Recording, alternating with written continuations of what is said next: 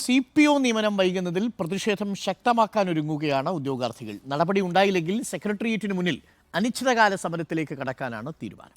Rank list കാലാവധി തീരാൻ ഇനി 2 മാസം മാത്രം ശേഷിക്കെയാണ് ഉദ്യോഗാർത്ഥികൾ അനിശ്ചിതകാല സമരത്തിലേക്ക് നീങ്ങുന്നത്.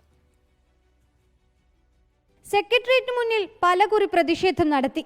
പരാതികളും നിവേദനങ്ങളുമായി പലരെയും സമീപിച്ചു. പക്ഷെ നിയമനം നടന്നില്ല.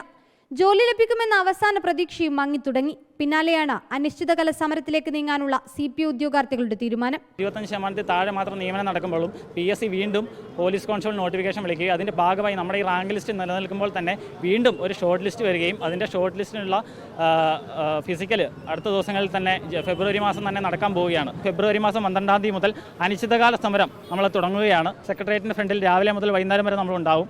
2019 PSC പ്രസിദ്ധീകരിച്ച CPO റാങ്ക് ലിസ്റ്റിൽ ഉൾപ്പെട്ടത് 13,000-ലധികം ഉദ്യോഗാർത്ഥികൾ. പക്ഷേ ഈ റാങ്ക് ലിസ്റ്റിൽ നിലവിൽ നിയമനം നടന്നത് വെറും 21% മാത്രം. റാങ്ക് ലിസ്റ്റ് കാലാവധി തീരാൻ ഇനിയുള്ളത് 79 ദിവസം മാത്രം. അതിനിടെയെങ്കിലും നിയമനം നടത്തണമെന്നാണ് ആവശ്യം. പോലീസിലെ 7 ബറ്റാലിയനുകളിലായി നിരവധി ഒഴിവുകൾ ഉണ്ടായിട്ടും എന്തുകൊണ്ടാണ് നിയമനം നടത്താത്തതെന്ന ചോദ്യമുയർത്തി തൊഴിലില്ലാ ചങ്ങലയും തീർത്തു ഉദ്യോഗാർത്ഥികൾ. പലരുടെയും പ്രായപരിധി കഴിഞ്ഞുപോയി.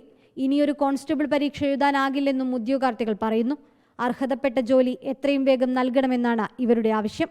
റിപ്പോർട്ടർ, തിരുവനന്തപുരം.